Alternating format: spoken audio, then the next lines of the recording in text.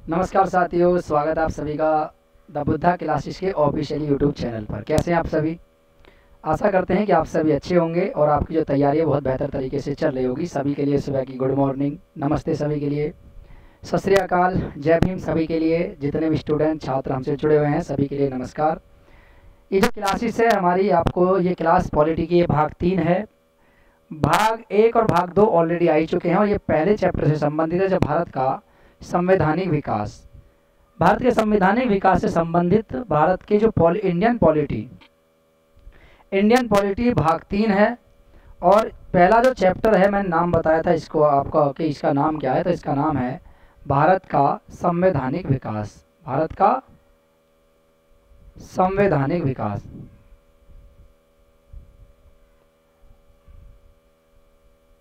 भारत का संवैधानिक विकास, ठीक है। भारत का संवैधानिक विकास ये पार्ट 1 है और इससे क्वेश्चन, यानी ये जो चैप्टर 1 है इससे संबंधित बहुत सारे क्वेश्चन आते हैं। आप सोचोगे कि क्वेश्चन नहीं आते हो, तो मैं बता दूं आपसे कि इतने ज़्यादा क्वेश्चन इससे आते हैं पहले चैप्टर से।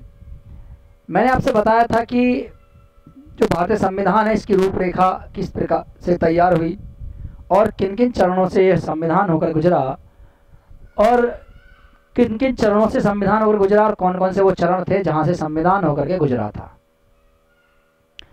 शुरुआत मैंने बताई थी आपसे कि शुरुआत कहां से होती है। चलिए मैं क्वेश्चन की तरफ बढ़ता हूं और यहीं से मैं आपको बताऊंगा। क्वेश्चन नंबर 20 है। शुरुआत ये थी कि जो हमारा संविधान था, भारतीय संविधान, जो ये गुजरा, जो संविधान जो किन किन प्रारूपों से होकर गुजरा और किन किन चरणों से, प्रारूप नहीं लिख रहा मैं, चरण लिखता हूं, कि वो कौन कौन से चरण थे जिनसे संविधान हमारा होकर के गुजरा। चरण आपको पता है कि शुरुआत कहां से होती है। जब भारत में इंग्लैंड में जब ईस्ट इंडिया कंपनी की शुरुआत होती है, स्थापना ईस्ट इंडिया कंपनी की आपको पता है कि स्थापना कब होती है। स्थापना 31 दिसंबर, ठीक है, 1599। यानी जो दिन था, आपको पता है कि हम जो मनाते हैं नई साल, जो मनाते हैं, न्यू ईयर जो मनाते हैं, अब आप देखते हैं कि ये हमारी न्यू ईयर हमारी नहीं है, बल्कि ये वो न्यू ईयर है जो अंग्रेज़ों की देन थी। अंग्रेज़ों के द्वारा जो न्यू ईयर बताई गई थी, ठीक है, उसी के द्वारा हम मनाते हैं। हर साल प्रतिवर्ष न्यू ईयर मनाते हैं। और आपको पता है तो ईस्ट इंडिया कंपनी की जो शुरुआत हुई थी, स्थापना 31 दिसंबर 1599 में, इसे 1600 AD में मानते हैं कि 1600 AD में ईस्ट इंडिया कंपनी की शुरुआत हुई। जब ईस्ट इंडिया कंपनी की शुरुआत हुई तो उसी के आधार पर यहाँ ये माना जाता था कि जब ईस्ट इंडिया कंपनी की शुरुआत हुई थी इंग्लैंड में, उसी समय भारतीय संविधान की रूपरेखा भी यहीं से तैयार मानी जाती है। क्योंकि अंग्रेजी आते हैं, भारत आते हैं। आपको पता है कि जो सबसे पहले अंग्रेज भारत आए, ठीक है, सबसे पहले अंग्रेज भारत आए। और मैंने बताया था कि अंग्रेजों में जो सबसे पहले अंग्रेज भारत आए, तो अंग्रेजों में जो ऐसे यानी विदेशी जो थे, उनमें पुर्तगाली थे।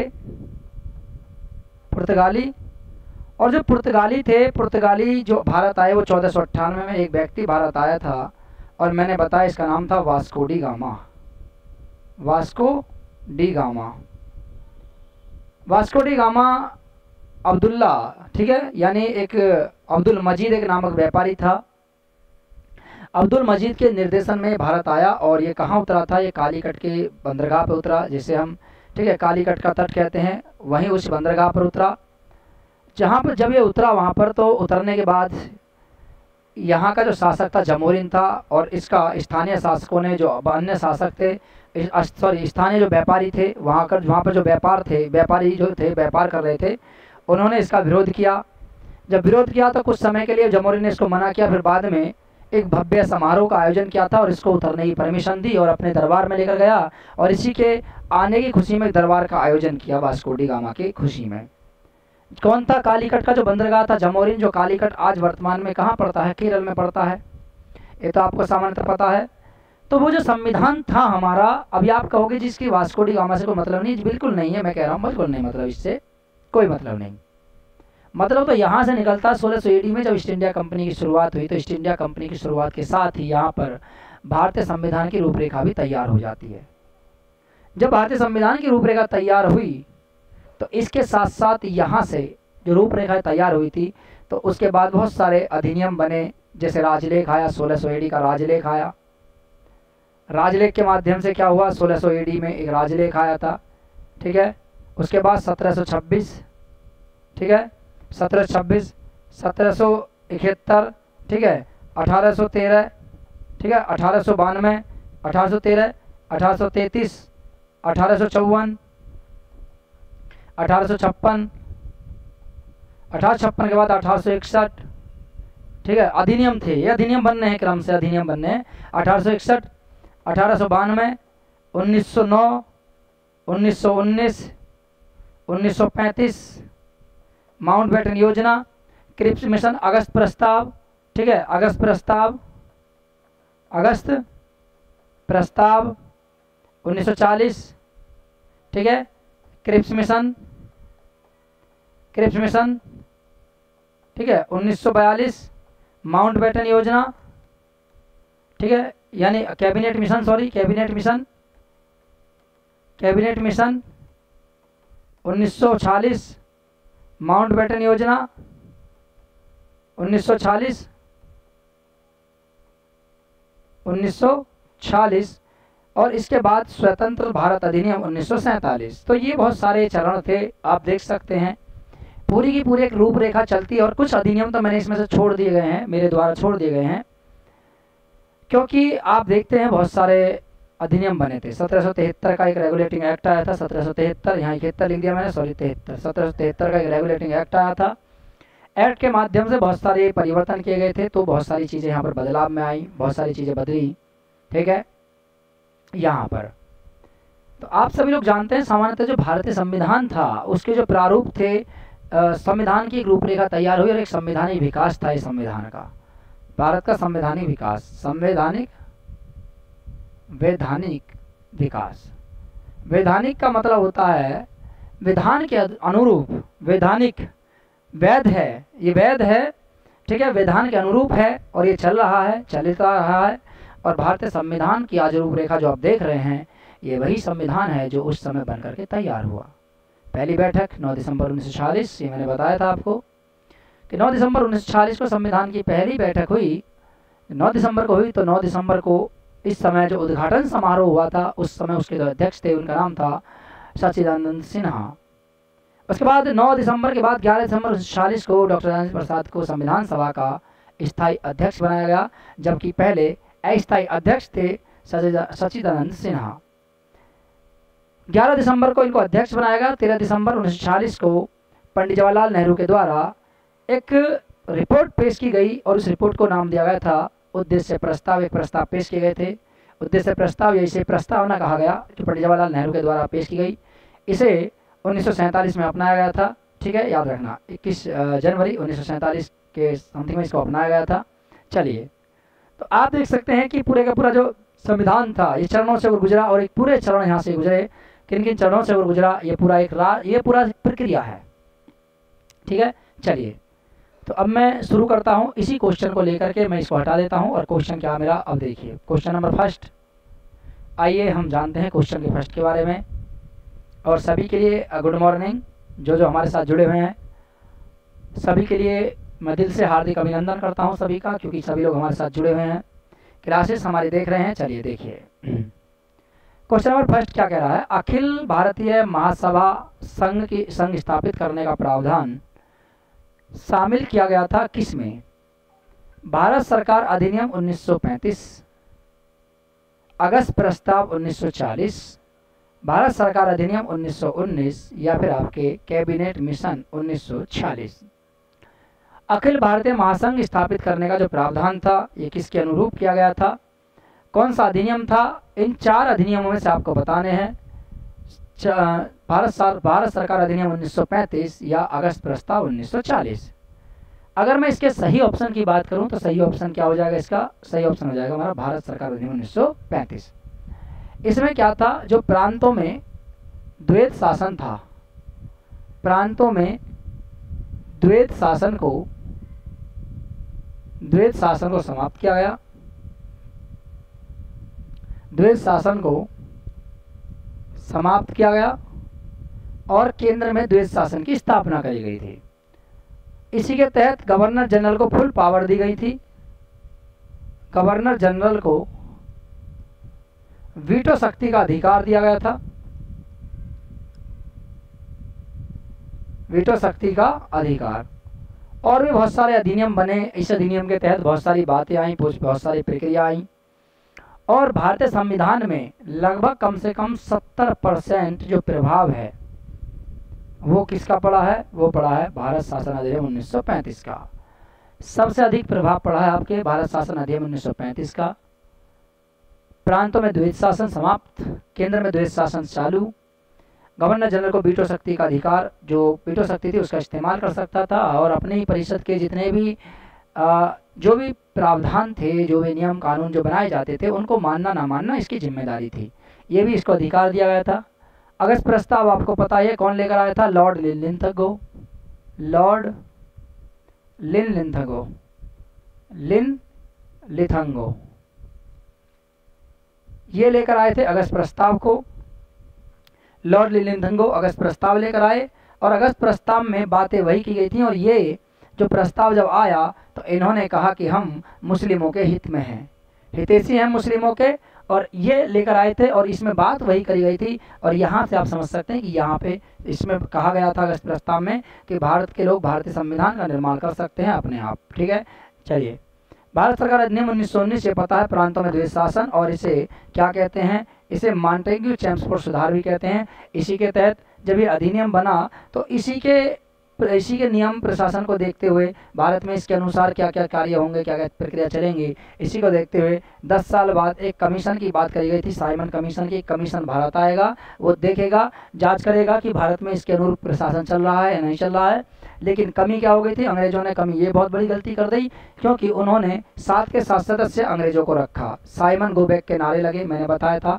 8 नवंबर 1927 को स्थापना, 3 फरवरी 1928 को ये उतरा था। कहाँ? मुंबई में।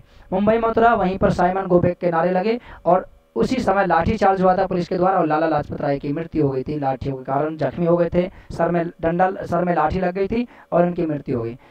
कैबिनेट मिशन के द्वारा 1946 में बात आई, तो यहाँ पे डोमिनेट स्टेटस की बात नहीं करी गई थी, इसलिए पाकिस्तान जो बनने की बात थी इसको नहीं स्वीकार किया गया था। इसीलिए जो मुस्लिम लीग थी उसने इसका बहिष्कार किया, भाग लेने से मना कर दिया। आगे देखिए अगला। निम्न में से किस अधिनियम ने केंद्र में द्वैध शासन प्रणाली को स्थापित किया? भारत शासन अधिनियम 1935, भारत शासन अधिनियम 1919, भारत परिषद अधिनियम 1909, भारत परिषद अधिनियम 1892। ये शासन देखिए यहाँ क्यों आता लिखा हुआ? क्योंकि ताज का शासन शुरू हो चुका था आपके। ताज का शासन, और ये ताज का शासन था ये 1858 से शुरू हुआ था। जो परिषद थे, गवर्नर जनरल की परिषद थी, उनके द्वारा ये अधिनियम बनाए गए थे। ये भारत सरकार अधिनियम आता है, भारत शासन अधिनियम 1935-37 ये आते हैं। तो ये पूछ रहा है कि 21 में कि निम्न में से किस अधिनियम के द्वारा केंद्र में द्वैध शासन प्रणाली को लागू किया गया, स्थापित किया गया था? 4 ऑप्शन है आपके पास। इन 4 ऑप्शनों में से आपको बताना है कि इसका सही आंसर क्या हो जाएगा, बताइए जाइए। चलिए, सही आंसर हो जाएगा इसमें भारत सरकार अधिनियम 1900, भारत शासन अधिनियम 1935। भारत शासन अधिनियम 1935 के तहत जो बातें की गई थी, यहाँ पर जो स्थापना की बात कही गई थी 1935 के तहत, वो क्या था? वो था आपके भारत शासन अधिनियम 1935। ये प्रांतों से द्वैध शासन हटाया गया और केंद्र में द्वैध शासनों की स्थापना की गई थी। द्वैध शासन मैंने बताए थे। द्वैध शासन का अर्थ होता है कि कुछ आरक्षित विषय होते हैं, कुछ हस्तांतरित विषय होते हैं। आरक्षित विषयों में वित्त, न्याय, पुलिस के साथ साथ समाचार पत्र और भी बहुत सारी चीज़ें, ठीक है, जैसे आपके पेंशन हो गया, ये सभी की सभी आरक्षित विषयों के अंतर्गत आते थे और इनका प्रशासन सीधा गवर्नर जनरल के हाथों में होता था। और हस्तांतरित विषय जैसे आपके शिक्षा हो गया, स्वास्थ्य हो गया, एजुकेशन, ये सभी इसमें आ गया। ठीक है, शिक्षा, स्वास्थ्य, कृषि, सामाजिक कार्य, ये सब किस में आते थे? हस्तांतरित विषयों में आते थे। इसी के माध्यम से केंद्र में द्वैध शासन लागू किया गया था, भारत सरकार अधिनियम 1935 के आधार पर। आगे देखिए अगला क्वेश्चन, संघीय प्रणाली का पहला प्रयास भारत सरकार अधिनियम के द्वारा किया गया था। मतलब वह कौन सा अधिनियम था जिसके प्रयासों के माध्यम से क्या किया गया था, जो किया गया था आपके यानी प्रयासों के माध्यम से संघीय प्रणाली की व्यवस्था की गई थी। 1909, 1919, 1935 इसमें से कोई नहीं। 4 ऑप्शन है आज आपके पास और चारों ऑप्शनों में से आपको बताना है कि किसके अधिनियम के तहत, ठीक है, संघीय प्रणाली की इसमें व्यवस्था की गई थी। बताइए 1909, 1919, 1935 इसमें से कोई नहीं, बताइए जी। चलिए 4 ऑप्शन है, चारों ऑप्शनों में से आपको बताना है कि कौन सा ऑप्शन आपका सही हो जाएगा। अगर मैं बात करूं तो भाई साहब ये जो है संघीय प्रणाली केंद्र में द्वैध शासन 1935 के तहत, इसका ऑप्शन नंबर हो जाएगा सी। ठीक है, ऑप्शन नंबर सी। 1919 मैं फिर भी कहता रहा हूं, मॉन्टेग्यू, चेम्सफोर्ड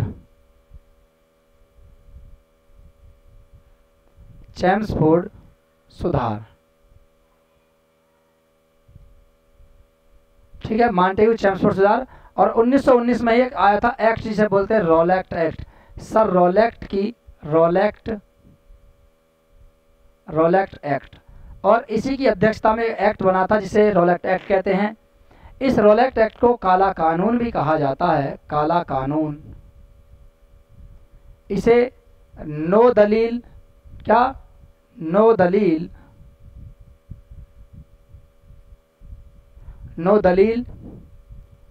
नो वकील का कानून भी कहा जाता है। इसे नो दलील नो वकील का कानून भी कहा जाता है। 1909 में बना, 1919 में बना था। 1909, ठीक है, इसमें बना था मार्ले मिंटो सुधार अधिनियम था। ये मार्ले मिंटो सुधार अधिनियम, मार्ले मिंटो अधिनियम 1909। और इसमें सांप्रदायिकता प्रणाली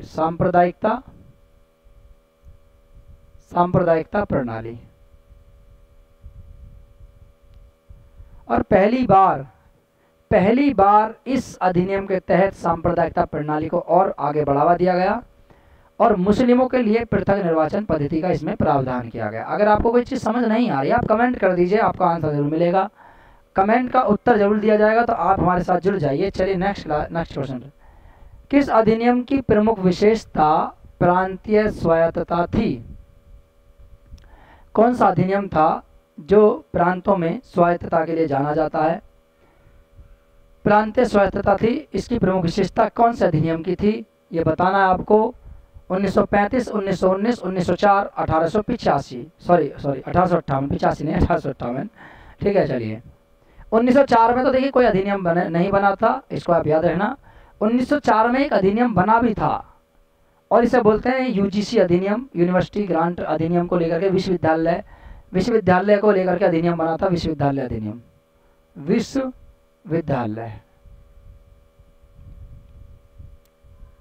विश्वविद्यालयों को लेकर के एक नियम बना, एक अधिनियम बना। लेकिन यूजीसी की बात करें 1853 यूजीसी, ठीक है, सॉरी यूजीसी की बात करें तो वो आपके यूजीसी, ठीक है, यूनिवर्सिटी ग्रांट कमीशन, ये 1953 की बात है, 1953 में बना था। ठीक है, याद रखना इसको, यूजीसी। लेकिन 1904 में एक विश्वविद्यालय अनुदान आयोग आया था, विश्वविद्यालय अनुदान आयोग बना। तो इसके तहत ये तो कोई अधिनियम नहीं है इनसे संबंधित। इसमें क्या हो जाएगा, सही ऑप्शन हो जाएगा इसका ऑप्शन नंबर ए 1935 भारत शासन अधिनियम 1935। इसके तहत मैंने बताया था पीछे बहुत सारी शक्तियां दी गई थी गवर्नर जनरल को। इसी अधिनियम के तहत 1937 में चुनाव कराए गए थे। इसी अधिनियम के तहत भारत में एक सेंट्रल बैंक की स्थापना करी गई थी। ठीक है, क्योंकि 1935 में इसकी स्थापना, 1935 में स्थापना हुई थी बैंक की। उच्चतम न्यायालय की स्थापना, उच्चतम न्यायालय जो दिल्ली में बना हुआ है, उच्चतम न्यायालय की स्थापना। ठीक है, बहुत सारी चीज़ें यहाँ पर आई।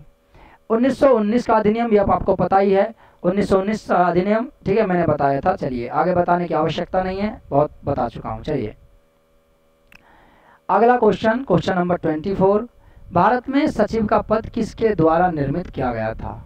सचिव का पद बताइए। देखिए अब तक तो कोई सचिव नहीं आ रहा था, और सचिव का कार्य क्या होता था? इसे भारत राज्य सचिव कहते थे, राज्य सचिव, राज्य सचिव कहते थे।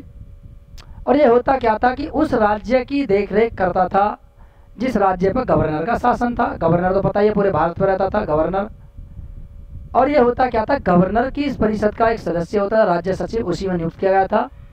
और ये डायरेक्ट किसको रिपोर्ट करता था? डायरेक्ट रिपोर्ट करता था महारानी को, महारानी को, यानी ब्रिटिश ताज को सीधा डायरेक्ट रिपोर्ट करता था। और ताज का शासन कब आया था? 1858 में। इसे ताज का शासन कहते हैं, ताज का शासन, इसे ताज का शासन भी कहते हैं। कंपनी के शासन को समाप्त कर अब यहाँ पर ताज का शासन लाया गया, और उसी अधिनियम के तहत 1858 में ताज के शासन के द्वारा यानी भारत में शासन की व्यवस्था की गई थी। और इनको रिपोर्ट करने के लिए एक व्यक्ति के एक पद का एक पद नियुक्त किया गया था। उस पद को हम राज्य सचिव के नाम से जानते हैं। ठीक है, तो भारत में सचिव का पद, ठीक है, भारत शासन अधिनियम 1858 के तहत आया था। ठीक है सर, यहाँ तक कोई दिक्कत तो नहीं है? चलिए आगे चलें। कोई प्रॉब्लम, समस्या, किसी को कोई समस्या, दिक्कत बताइए, एनी प्रॉब्लम्स? ठीक है, चलिए। दूसरा, किस भारत सरकार अधिनियम के तहत पहली बार विधायिका में कुछ निर्वाचित प्रतिनिधित्व की मंजूरी दी गई थी? पहली बार विधायिका में कुछ निर्वाचित प्रतिनिधित्व की मंजूरी दी गई थी, कौन से अधिनियम के तहत? भारत सरकार अधिनियम 1858, भारत सरकार अधिनियम 1909, भारत सरकार अधिनियम 1919, भारत सरकार अधिनियम 1935। 4 ऑप्शन है, 4 ऑप्शन में से आपको आंसर बताना। बताइए। वेट कर रहे हैं आपका। पहली बार विधायिका में निर्वाचित सदस्यों के लिए कुछ मंजूरी दी गई थी। ठीक है, आपको बताना है। 4 ऑप्शन है आपके पास, और इन 4 ऑप्शन में से आपको सही आंसर आपको चुनना है। बताइए जी। चलिए, तो ये हो जाएगा भारत शासन अधिनियम, भारत सरकार अधिनियम 1909।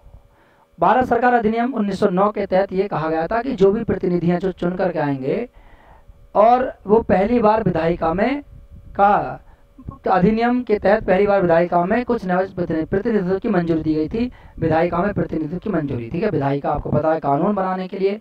विधायिका एक ऐसी प्रणाली होती है जो कानून बनाती है, कानूनों का निर्माण करती है, इसे विधायिका कहा जाता है। ठीक है, चलिए एक आगे चले, नेक्स्ट क्वेश्चन की तरफ बढ़ते हैं। नेक्स्ट क्वेश्चन क्या है हमारा? अगला 26वां क्वेश्चन। भारत शासन अधिनियम 1935 द्वारा स्थापित संघ में अपशिष्ट शक्तियां किसे दी गई थी? ठीक है, संघीय विधानमंडल को, option number A, governor general को, प्रांतीय विधानमंडल को, प्रांतीय राज्यपालों को। 4 ऑप्शन है, 4 ऑप्शनों में से आपको बताना है कि किसको दी गई थी 1935 के अधिनियम के तहत। 1935 का एक अधिनियम बना, उस अधिनियम के तहत किसको विशिष्ट शक्तियां दी गई थी? संघ में अपशिष्ट शक्तियां। संघ अपशिष्ट शक्तियां होती क्या? देखिए, अपशिष्ट शक्तियां वे शक्तियां होती हैं, वर्तमान की बात करें तो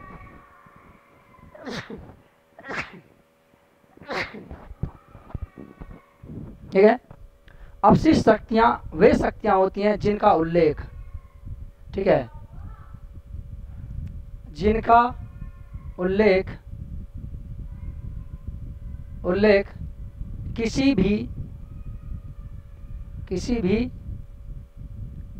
भी सूची में नहीं दिया गया है।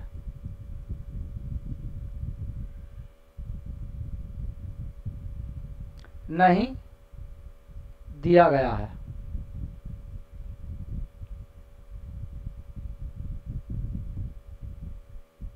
ठीक है, नहीं दिया गया है। अब जिनका उल्लेख नहीं दिया गया है, जैसे कि हमारी तीन सूचियां हैं, समवर्ती, संघ और राज्य। जो इनमें विषय हैं जिन पर विधायिका कानून बनाती है, इनमें जितने भी विषय दिए हैं उन पे कानून बना देगी, लेकिन अवशिष्ट शक्तियां ऐसी शक्तियां होती है जो केवल भारत के प्रधानमंत्री के पास होती है, जैसे अंतरिक्ष विभाग, दूरसंचार विभाग, ये सभी क्या है अवशिष्ट शक्तियों के अंतर्गत आते हैं और इन पर अधिकार अध्यक्ष इनका होता है, अब अधिकार होता है भारत के प्रधानमंत्री का, जो भी होते हैं उन्हीं के अंडर में विभाग आते हैं ये सब चीज़। ठीक है, चलिए, तो संघीय विधानमंडल को गवर्नर जनरल को, तो इसका आंसर हो जाएगा सर गवर्नर जनरल। 1935 के तहत गवर्नर जनरल को सारी पावर दी गई थी, सारी शक्तियां दी गई थी। ठीक है, याद रखना 1935 के तहत। चलिए नेक्स्ट क्वेश्चन की तरफ हम बढ़ते हैं। नेक्स्ट क्वेश्चन क्या है देखिए, किस अधिनियम को मॉन्टेग्यू चेम्सफोर्ड सुधार के नाम से भी जाना जाता है? यानी वह भारत का कौन सा अधिनियम है जिस अधिनियम के तहत जिस अधिनियम को मॉन्टेग्यू चेम्सफोर्ड सुधार के नाम से भी जाना जाता है? 1909, 1947, 1909 दे रखा है इसमें, सॉरी, भारत स्वतंत्रता अधिनियम 1947। इसके तहत तो ये कहा गया था कि जितने भी राजा रजवाड़े हैं वो चाहे तो उनके पास दो ऑप्शन है, चाहे तो वो पाकिस्तान में जा सकते हैं, किसमें, चाहे तो वो पाक में मिल सकते हैं, चाहे वो भारत में शामिल हो सकते हैं, या और उनके पास एक तीसरा ऑप्शन भी है कि वो चाहे तो स्वतंत्र रह सकते हैं। और इन्हीं का परिणाम ये हुआ था कि जो 562 रियासतें थीं भारत में, 562 रियासतें, छोटी छोटी रियासतें थीं, जो रियासतें थीं 562, इन 562 रियासतों में से 559 रियासतों ने तो भारत में मिलना शुरू कर दिया, मिल भी गई थी। जो 3 रियासतें थीं, 3 रियासतें इन्होंने मिलने से मना कर दिया, जिसमें से एक थी जम्मू कश्मीर, एक थी हैदराबाद और एक थी जूनागढ़। ठीक है, जूनागढ़ गुजरात और राजस्थान से सटा हुआ था उस समय, ये रियासत थी। हैदराबाद को तो प्रशासनिक कार्रवाई के द्वारा पुलिस बल के द्वारा शामिल किया गया था, जनमत संग्रह के आधार पर, विलयकरण हस्ताक्षर सहित। ठीक है, इसको हस्ताक्षर सहित इसको भारत में शामिल किया गया जम्मू कश्मीर को। और उस समय जो जम्मू कश्मीर का शासक था उसका नाम था हरि सिंह। शासक कौन था? शासक था यहाँ का हरि सिंह। अगर हरि सिंह उसी समय जब पंडित जवाहरलाल नेहरू ने उन्हें प्रस्ताव दिया कि आप भारत में शामिल हो जाइए, तो उसी समय अगर ये मिल जाते तो ये जो प्रॉब्लम थी हमारे सामने नहीं आती, जो आज जम्मू कश्मीर को लेकर के हमारे सामने प्रॉब्लम्स खड़ी होती हैं। ठीक है, तो ये पूछ रहा कि मॉन्टेग्यू चेम्सफोर्ड सुधार के नाम से जाना जाता, तो वो जाना जाता है भारत शासन अधिनियम 1919। चलिए ठीक है, आगे बताऊंगा, फिर टेंशन ना लीजिए आप। ये कह रहा कि सूची 1 तथा सूची सेकंड का सुमेल कीजिए तथा नीचे दिए गए कूट से सही आंसर चुनना है। ठीक है, अगस्त प्रस्ताव लॉर्ड लिनिन को लेकर आए थे 1940 में, ये तो सही है, बिल्कुल एकदम बढ़िया, ये मिला हुआ है। ठीक है, अगस्त घोषणा, सॉरी ये नहीं है, लेकर आए थे, अगस्त घोषणा हुई थी। ठीक है, किसके द्वारा? लॉर्ड मॉन्टेग्यू के द्वारा। अगस्त घोषणा लॉर्ड मॉन्टेग्यू के द्वारा। अगस्त प्रस्ताव 1940। ठीक है, 1940। अब अगस्त संकल्प मोहम्मद अली जिन्ना, प्रत्यक्ष कार्यवाही दिवस, मुक्ति दिवस, प्रत्यक्ष कार्यवाही दिवस मोहम्मद अली जिन्ना। अगस्त संकल्प महात्मा गांधी शायद। ठीक है, एक बार देखते हैं, तो मैचिंग हो रहा है, ए का दूसरा, बी का पहला, सी का चौथा, डी का तीसरा, है क्या कहीं? ए का दूसरा, बी का पहला, सी का चौथा, डी का पहला, ए, ऑप्शन नंबर ए क्या हो जाएगा इसमें सही? तो ऑप्शन नंबर ए इसमें सही हो जाएगा। ठीक है, कौन सा? Option number A. तो ए का पहला हो गया। ठीक है, ए का पहला एरा। मोहम्मद अली जिन्ना प्रत्यक्ष कार्यवाही दिवस मनाया था इन्होंने। ठीक है, और अगस्त संकल्प, ये आपको पता है, महात्मा गांधी जी को 1942। ठीक है, अगस्त प्रस्ताव, अगस्त संकल्प, और उसी समय भारत छोड़ो आंदोलन की बात करी गई थी, भारत छोड़ो आंदोलन।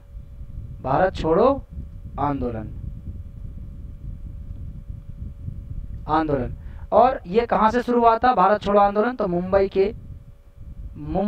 के ग्वालिया टैंक, ग्वालिया टैंक में एक मैदान है, उस मैदान का नाम था, ये जो ग्वालिया टैंक था इसका नाम, ये जो मैदान है, इसी मैदान से भारत छोड़ो आंदोलन की शुरुआत हुई थी। ठीक है, भारत छोड़ो आंदोलन की शुरुआत ये कहाँ से हुई थी? मुंबई से। और इसी भारत छोड़ो आंदोलन में जो हुआ था 8 अगस्त,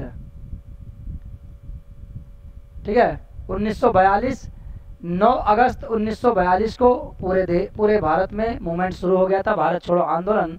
और इसी के साथ साथ यहीं पर भारत छोड़ो आंदोलन में गांधी जी ने एक नारा दिया, और नारा क्या था? Do and die. Do and die यानी करो या मरो, करो या मरो। भारतीयों से इन्होंने कहा कि करो या मरो, आप इस बार या तो कुछ कर जाओ या फिर मर जाओ। लोगों ने इसका गलत मतलब निकाला, उल्टा समझ लिया, मारो या मरो समझ लिया, और सीधी सीधी बात है, उन्होंने मारना शुरू कर दिया। तो अंग्रेजों को लगा भी अब ये रुकने वाले नहीं है, अब इनको आज़ादी जल्दी से जल्दी दी जाए। ठीक है, चलिए करो या मरो, ठीक है, ऑप्शन नंबर ए। चलिए नेक्स्ट अगले क्वेश्चन की तरफ बढ़ते हैं। नेक्स्ट क्वेश्चन, किस भारत सरकार अधिनियम के तहत पहली बार विधायिका में कुछ प्रतिनिधित्व की मंजूरी दी गई थी? विधायिका में पहली बार, ठीक है, किस भारत सरकार अधिनियम के तहत पहली बार विधायिका में कुछ प्रतिनिधित्व की मंजूरी दी गई थी? तो भारत सरकार अधिनियम 1919 प्रांतीय स्वायत्तता, ठीक है, और सती प्रथा पर रोक, सती प्रथा का अंत, भारत सरकार अधिनियम 1935 प्रांतों में द्वैत शासन, ठीक है, ब्रिटिश शासन शक्ति में आया। तो ये पूछ रहा है कि इसका मैचिंग करना हमें। तो भारत सरकार अधिनियम 1919 प्रांतों में द्वैत शासन, ए का तीसरा, ठीक है। भारत सरकार अधिनियम 1935 सांप्रदायिकता निर्वाचन 1909, पहले सी का चौथा, सी का चौथा। और भारत परिषद अधिनियम 1861 प्रांतों में ये यहाँ पे स्वायत्तता, मैचिंग है इसका। तो पांचवा, 1 2 3 4 5 प्रांतीय स्वायत्तता, ठीक है, ये 1861, ठीक है। तो इसमें हो जाएगा, इसमें 5 ऑप्शन है, 5 कहाँ है? अच्छा 5 है, एक और यहाँ पे, एक ये रहा, ठीक है, ये रहा। तो इसमें हो जाएगा ए, यानी ए का दूसरा, ए का दूसरा सती प्रथा का अंत 1919। चलिए एक मिनट, सती प्रथा का अंत जो हुआ था वो तो 1829 में किया गया था, ठीक है, ठीक है, ए का तीसरा। और इसमें जो ऑप्शन है ऑप्शन नंबर बी हो जाएगा इसका सही। कौन सा हो जाएगा? बी, ये बी है इसमें। पहले का तीसरा, ये मैंने बताया था प्रांतों में शासन, पहले का तीसरा, सी का चौथा। तो सी का चौथा ये रहा, और सी का चौथा यहाँ पे, और यहाँ पे देखिए इसमें कहीं भी किसी ऑप्शन में ए का तीसरा नहीं आ रहा, तो इसका मतलब एक में ही आ रहा, एक तो ये सही हो गया हमारा। बस एक आपको कंफर्म है तो आप लगा सकते हो आसानी से कि ए का तीसरा प्रांतों में द्वैत शासन, और यहाँ पर 1909 सांप्रदायिकता प्रणाली, ये भी हमारा सही है, चौथा, ठीक है। चलिए तो ये कौन सा हो जाएगा? और बी का पहला, ठीक है, प्रांतीय स्वायत्तता की बात करी गई थी, यानी सांप्रदायिकता प्रणाली। और डी का कौन सा हो जाएगा? डी का दूसरा, यानी कहने का मतलब है सती प्रथा का अंत 1861, और ब्रिटिश शासन शक्ति में आया 1858, ठीक है जी रहा, ठीक है। चलिए तो कौन सा ऑप्शन हो जाएगा? ऑप्शन नंबर बी क्या हो जाएगा? सही, sorry option number C, option number C क्या हो जाएगा? सही हो जाएगा, ये इसका सही ऑप्शन है। तो आज के जो हमारे क्वेश्चन थे वो 10 थे, 10 के 10 आज हमने खत्म किए हैं, ठीक है। चलिए तो आज की क्लास को हम यहीं समाप्त करेंगे, फिर मुलाकात होगी आपसे नेक्स्ट क्लास में। तब तक के लिए नमस्कार, जय हिंद, सभी के लिए जय भारत। और कमेंट में अपने जो भी आपके डाउट्स वगैरह उन्हें कमेंट में लिख दीजिए, आपका निश्चित ही डाउट क्लियर किया जाएगा। चलिए नमस्कार।